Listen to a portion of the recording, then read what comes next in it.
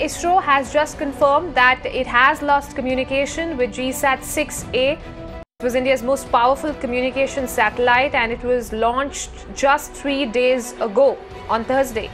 And while ISRO is saying it is trying to re-establish link, sources are saying that the loss of communication is due to a power system failure. Pramod Madhav joining us with the latest. Pramod, rather unfortunate news coming in, ISRO confirming that it has lost communication with GSAT-6A, and this has happened just 3 days after it was launched with much fanfare. Well, that is true. It was launched through GSLV, one of the dark horses of ISRO, and everyone was pretty happy as the GSLV rocket did blast into the space and GSAT-6A was launched. But apparently, ISRO has now confirmed that it has lost communication. In fact, I have the statement with me. It states that after the successful launch duration firings, when the satellite was on course to normal operating configuration of the third and the final firing schedule for April 1, 2018, communications from the satellite was lost, and now ISRO says that efforts are underway to establish the link and the satellite. And ISRO's head over here, Mr. Sivam, had a kind of a meeting at this space launch station for more than 22 hours with the scientists to find out how communication could be re-established with the system. Joining me now, Mr. Ajay Lele, Senior Fellow with the IDFA. Mr. Lele, appreciate you joining us here on Mirana over the phone line. What possibly could have gone wrong, if you could throw some light here? I think normally what happens is that after the satellite is launched, there are 3 orbit raising maneuvers which are done. And then the satellite is put in a correct orbit. So this satellite is a geostationary satellite, so it has to reach around 36,000 kilometers above the Earth's surface. So a rocket takes a satellite to a particular altitude, and after that satellite has got its own thrusters.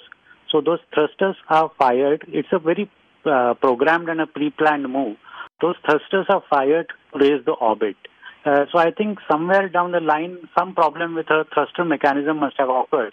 That's the reason why the satellite appears to have not reached to a correct orbit. All right, so you're saying this is a technical power system failure, and could this have been avoided anyhow? If you could just explain to us simply, for a lot of viewers would be interested in what perhaps could have really gone wrong here, Mr. Lele. If you could make us understand where could have the problem, been there, and could this have been stalled in any way? You see, what happens is that when you do a total planning of a launch of a satellite, every precaution is undertaken.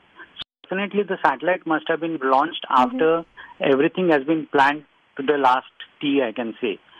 So I don't think so that there must be any problem in the planning part of it.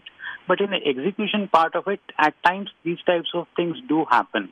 I think few months back, a French agency had launched a satellite that had also lost its orbit. But after 1 or 2 days, they had re-established the contact with the satellite.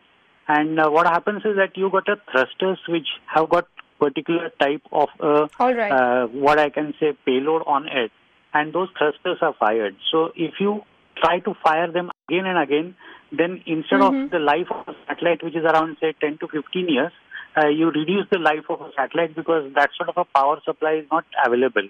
But right now we have got no communication satellite. So until and unless communication has not been established, ISRO will not be able to again get in touch with the satellite. But the ISRO has also said that they are trying to re-establish the link with the satellite. Is that a possibility? Can the communication be re-established? It has happened a few years back also with one of the satellites of ISRO. So these things do happen, but they don't happen very regularly. Once in a while, these things do happen.